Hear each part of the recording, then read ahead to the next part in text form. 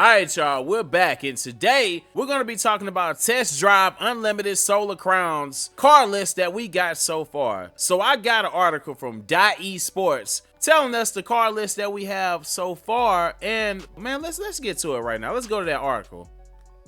The audio is definitely better because I had to fix it from yesterday. So shout outs to .esports for the article. Test Drive Unlimited Solar Crowns car list. All cars available so far. So we know the Ferrari is going to be there. We've already seen clips and stuff about it. Test Drive Unlimited Solar Crown is roaring into view after a long wait, and there's plenty to get excited about. With the game promising a huge list of cars you can get behind the wheel of. So I was talking to somebody not too long ago. They were saying that, oh, it's not going to have 100 cars. Which let me talk to y'all. I was talking to somebody. They were saying it's not going to have 100 cars, just like Forza or The Crew, and I gotta completely disagree. A game that's predicted to be going over the span of 10 years into the next release, why wouldn't it have more than 100 cars? It makes no sense because there's way more than 100 cars out there. If this is going to be a huge release from Test Drive,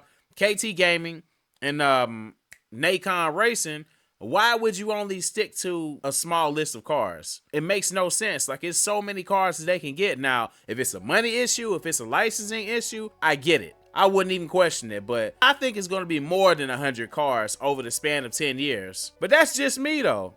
Anyways, after several delays, Test Drive Unlimited Solar Crown will release September 12th on PlayStation 5, Xbox Series X and S, and PC, reviving the franchise a whopping 13 years since the previous entry in the series. Though the full list of available cars hasn't been officially revealed, we've already had a deep insight into the vehicles we can enjoy, and you can find everything we know so far below.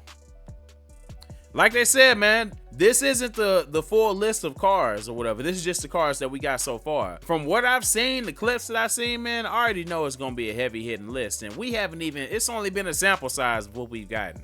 So like, I just know, and it's going to be some sleepers in there. It's going to be some surprises, which I really hope that my list that I put up not too like last week or whatever, I hope we get the DeLorean. I hope we get we get Eleanor, man. Like, shoot, I hope we get a mystery van. I'm just saying, man. Like, I'm down to drive any car on the game as long as it don't look corny. But like I said, though, man, the following cars are available to try as part of the Test Drive Unlimited Solar Crown Steam Next Fest demo. Playable until June 19th. There are 16 available cars available for purchase, and 11 cars available for test drive. So you mean to tell me it's only gonna be 19 cars, 19 to 20 cars or whatever through a span of 10 years? I don't believe it, cap. I call cap.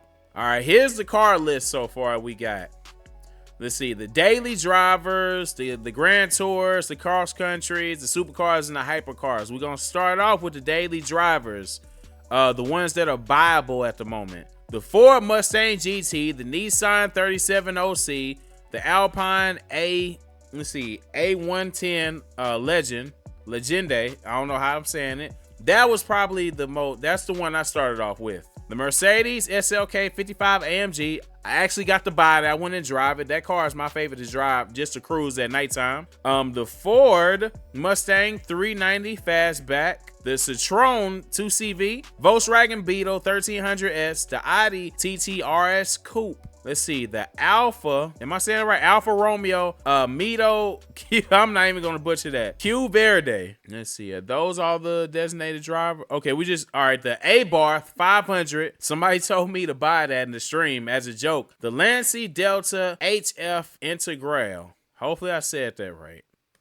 So the ones that I was able to test them, the ones I got so far out of that list, I have the AMG and the Alpine. I feel like I got something else with off that list too, but we'll get to it later. The one that was most comfortable for me to drive at the time I would say the Alpine. The Alpine, you know, because I've won a lot of races with the Alpine out the gate. It took some getting used to because I had to modify the car though, but that was the one I was most comfortable driving for the races, for sure. The Mercedes, like I said, the Mercedes AMG, it was cool driving at nighttime though. It's just something like a vibe. You know, I get to let the top down, man. Let's get the Grand Tourist cars or Tourers. I don't know if I'm saying it right. Well, no. I don't even know if I even said the rest of these, I guess the daily drives. The A-Bar 500, I think I said that one. The Lancia Delta HF Integrate. Mercedes G65 Final Edition. All right, the Ford F-150 is one of the trucks I got for off-road. I enjoy driving it though, but it is a heavy vehicle and it was difficult trying to get used to. I haven't even won a race with it yet. I probably got 4th place at the most, and then last place. That's what I got the best with the Ford F-150. But I feel like it'll be cool to drive like once I do some modifications. But what I should have gotten was the Audi, which is next car, the Audi Q7 V12, the buggy, and then the Porsche Cayenne Turbo.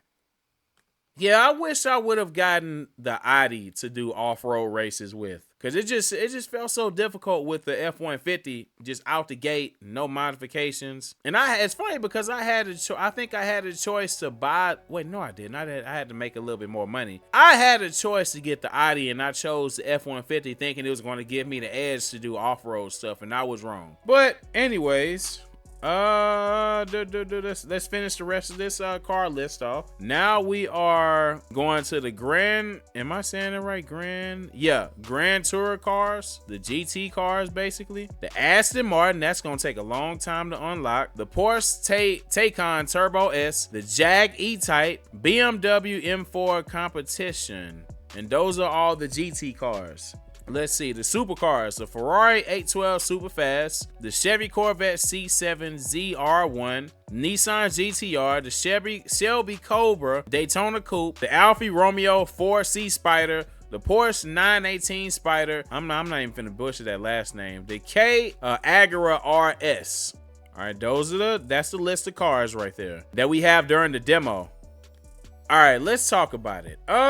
I would say the cars that I'm excited to get, that you got, the ones that I want to buy, I'm not sure they will be purchasable if you got to win them or not. The Aston Martin, the Ferrari, and the Porsche. I want to get those cars in my garage for sure. Those supercars are going to take a while to unlock. And some of the GT cars though, but it's going to be worth it though. So that's why we got to put that grind in and get it. But here are my thoughts. I'm loving the car list that they got so far, and I know that we're going to get way more than 100 cars over a 10-year span. Come on, and then every 3 months we're going to get new content. You got to think about it, man. If this is a open world game and they're probably responding to what's on the market currently, we might mess around and get a Cybertruck. We might end up having a Tesla on there. Shoot, we might end up getting one of my favorite cars historically. We might end up having a DeLorean on there. Shoot, go ahead and throw a mystery machine on there, like I said. But those are my thoughts. Let me know about this car list. How'd you feel about it, man? Like,